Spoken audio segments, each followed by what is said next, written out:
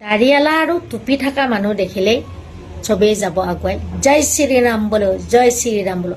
জয় শ্ৰীৰাম ৱৰ্ডটো ক'লেই যেনিবা কোনচানো সিহঁতে ডেকা বৰা হ'ব জানো? নহয়, সিহঁতে আলি খান হৈ আছে, আলি খানেই হৈ থাকিব।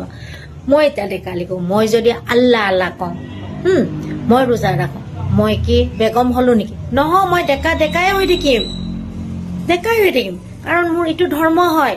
সিহঁতৰ এইটো আলিখান এইটো ধৰ্ম হয়। নিজৰ নিজৰ ধৰ্ম থাকে ন। এটা ৱৰ্ড ক'লে, এটা ভগৱানৰ নাম ক'লে, এটা আল্লাহৰ নাম ক'লে কোনো জাত চেঞ্জ নহয়। একদম দাড়ি আল্লাহ দেখিলে কেনেকুৱা নেগলেক্ট কৰি আছে আজিকালি। আৰু এবাৰো ভাবি নাচায় আমাৰ মানুহ যে কিমান খান, বৰা, শৰ্মা কত পাকিস্তান, বাংলাদেশত আছে, সেইটো এবাৰো নাভাবে। আমাৰ ইয়াৰ পৰা আলি খানকেইটা খেদিব লাগে, তাৰে কেইটা কোনে খেদিব? বাংলাদেশে খেদিব, পাকিস্তানে খেদিব। আজি যদি আমি এটা খান আলিক আমি ইয়াত মাৰো, আমাৰ খিনিকো মাৰিব তাতে। এবাৰো নাভাবানে? অকল সিহঁতৰ মানুহে আছে নেকি বাংলাদেশৰ মানুহে আমাৰ ইয়াত? আমাৰ মানুহ নাই তাতে? আমাৰ মানুহ তাতে হাজাৰ হাজাৰ আছে। সিহঁতৰ যেনেকে ইয়াত হাজাৰ হাজাৰ লাখ লাখ আছে, তেনেকে আমাৰ মানুহও আছে। আমাৰ কি বেনিফিট? আমি যে কাজিয়া লাগিছো, আমাৰ কিবা বেনিফিট আছে? একো বেনিফিট নাই।